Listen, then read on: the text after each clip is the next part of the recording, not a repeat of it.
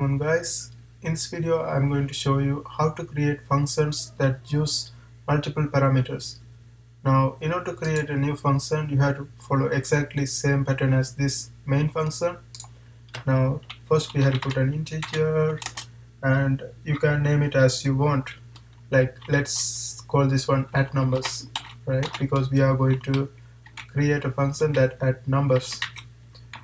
Now let's put two variables like x and one more variable like integer y, right? Integer y. Now we want to add these two. Now to do that, what we do is we put integer answer and then equal to x plus y semicolon. After that, return answer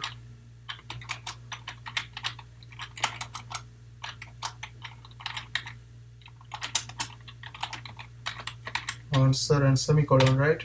And after this parenthesis we had to put a curly parenthesis like this, right? Because it should be like, for a function it should be there. Now for this function we have put parameter, after this curly parameter, and it should end after this return answer. Now let's see how we can add them. Like we have to give some number, right? So I go to this main function, let's leave a space. I go to this main function and type cout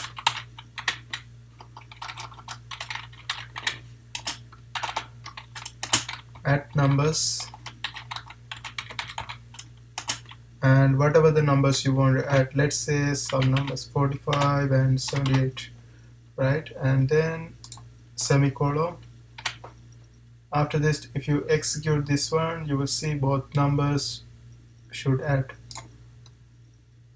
right? Because it's happening because previously we created this, in this parenthesis we created these two variables, and whenever we put this one in this new function, whatever we are putting the same name, right? So when we put the same name and some variable inside this parenthesis, where some values in the parenthesis, the values represent these variables x, y. So whenever this x, y appear, it will always replace these values.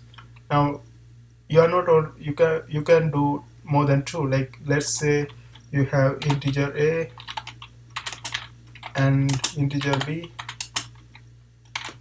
and if you add them here, a plus b, and if you put some numbers like 98, 65,